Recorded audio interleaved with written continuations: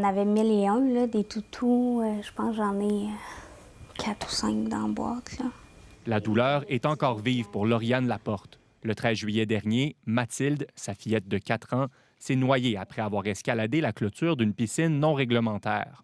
2 mois plus tard, je sais toujours pas comment on fait pour passer au travers. Si elle a trouvé la force de témoigner, c'est qu'elle veut éviter que d'autres parents n'aient à vivre ce cauchemar. Ma fille, là, à 9 mois, elle grimpait dans un tiroir de cuisine. Si à 9 mois, ma fille était capable de faire ça, n'importe quel enfant de plus de 2 ans peut passer par-dessus une clôture de 3 pieds. Un nouveau règlement obligeant les propriétaires de piscines à se munir d'une clôture d'au moins 1,2 mètre et d'un dispositif de fermeture automatique devait entrer en vigueur le 30 septembre 2025. Or, devant la grogne citoyenne, le gouvernement Legault a récemment reculé, accordant un sursis d'1 an aux propriétaires de piscines non conformes. Une décision qui indigne la mère de famille. Si cette loi-là n'est pas en vigueur, les propriétaires de piscines ont encore du temps.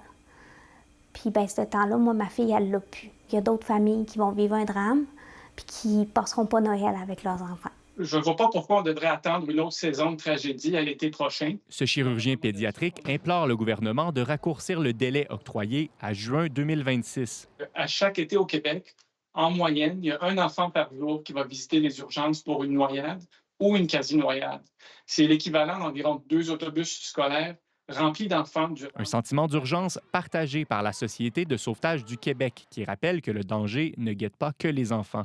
On retrouve de plus en plus de personnes âgées tout habillées dans leur piscine parce qu'ils ont eu accès à l'insu même des autres occupants. Mais dans ce cas-ci, ce n'était pas la baignade, on les a retrouvés tout habillés parce qu'ils souffrent de maladies socio-cognitives telles que la démence ou l'Alzheimer. Lauriane Laporte espère que son cri du cœur sera entendu par le gouvernement. Le cabinet de la ministre des Affaires municipales, Geneviève Guilbeault, n'a pas fait suite à nos demandes d'entrevue.